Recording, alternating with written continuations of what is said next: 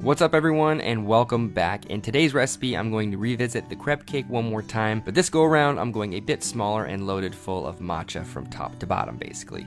With all that said, let's dive into the recipe. Okay, the first thing you want to start on this is the matcha custard filling. So in a mixing bowl you're going to add in your milk, sugar, of course your matcha powder, and the eggs. Then you're going to whisk everything together for a few minutes to make sure that the eggs are distributed equally, so there's no scrambling on one side or the other. But after that, you're going to transfer the bowl over a pot of boiling water and cook the mixture while constantly whisking to about 175 degrees Fahrenheit or until it starts to bounce back after a few stirs.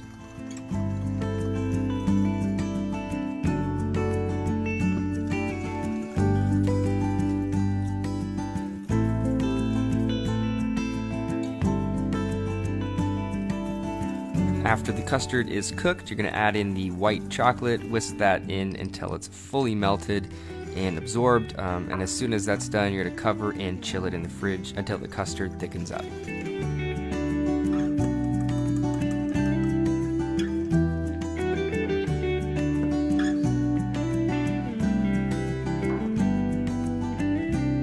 Next up is the matcha crepe batter. So in another mixing bowl, you're going to add in the rest of your milk, a few more eggs, of course a healthy amount of butter, the all-purpose flour, a pinch of salt, and of course some more matcha.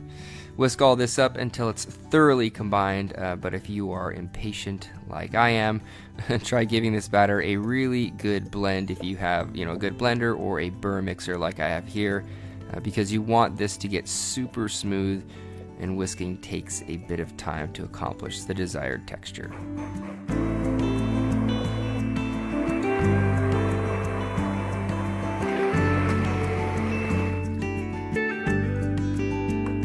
Once the crepe batter is finished, you're going to get a small nonstick pan on medium heat.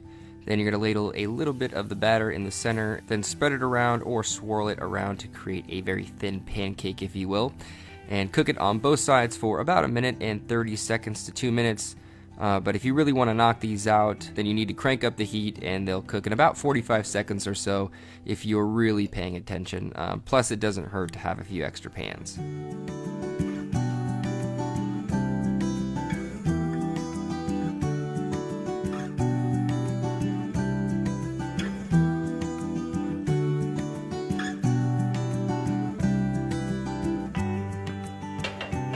As soon as the crepe or crepes are done, transfer them to your working space and stack them up. Basically, the more the merrier for this recipe, of course. Just make sure they are fully cooked, otherwise they tend to stick to each other. Also, if you're making these ahead of time, be sure to use a little piece of parchment paper in between each crepe because they do absorb moisture over time.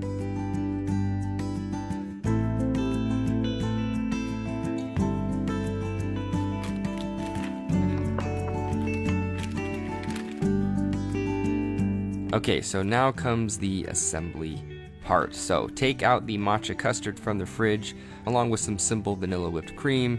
It's basically just some cream whipped up with a little vanilla bean paste and sugar, and basically just blend the two in a piping bag to create that marble swirl effect. Then begin to build out the crepe cake slowly in as many layers as it will structurally allow you.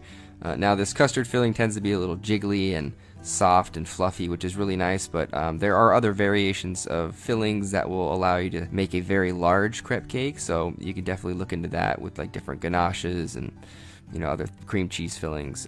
But this just turned out beautifully, and like I said, try to stack as many as you can with this one.